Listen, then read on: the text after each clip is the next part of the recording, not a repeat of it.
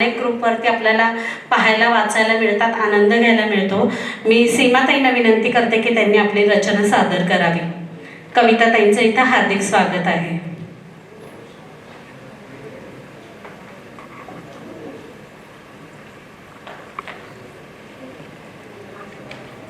नमस्कार रसिक हो। शिवराय यांच्या हिंदवी स्वराज्य स्थापना करण्यामागील प्रेरणा असणाऱ्या माता जिजाऊ, स्वातंत्र्याची चेतना देणाऱ्या राणी लक्ष्मीबाई आणि स्त्री शिक्षणासाठी झटणाऱ्या क्रांतिज्योती सावित्रीबाई फुले या सर्वांच्या कार्याला वंदन, अभिवादन, नमन। आणि माझ्या रचनेचं शीर्षक आहे आयुष्य थोडं उधळून द्यावं। आयुष्य थोडं उधळून द्यावं, क्षितिजी रुंजी घालणाऱ्या केशर सांजेवर। आयुष्य थोडं उधळून द्यावं, क्षितिजी रुंजी घालणाऱ्या केशर सांजेवर, तरलतेनं मिरवणाऱ्या आकाशीच्या नक्षत्रांवर उधळावं असंच थोडंसं आयुष्याला। चंद्र सूर्यांच्या नावेही उधळावेत हे आयुष्याचे माणिक मोती।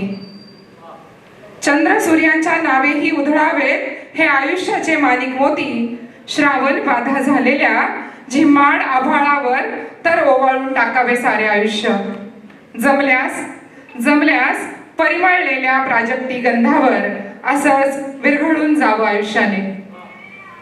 रुंझून त्या लाटांनी सजलेल्या सागराला बहाल करावं हे आयुष्याचं दान।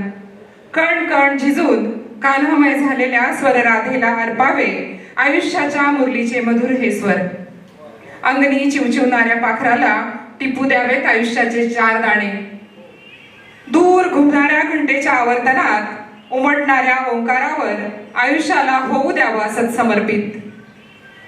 एखाद्या काळजात रुतणाऱ्या गोड गाण्यावर भरून टाकावेत आयुष्याचे 4 निवांत क्षण। निरागस बालकाच्या हास्यावर आयुष्य टाकावं असंच गहाण। पणतीचे मिनमिनते काकड आरतीचे स्वर टिपेला गेले की भान हरपणाऱ्या त्या मंदिराला बहाल करावे आयुष्याचे असेच काही क्षण।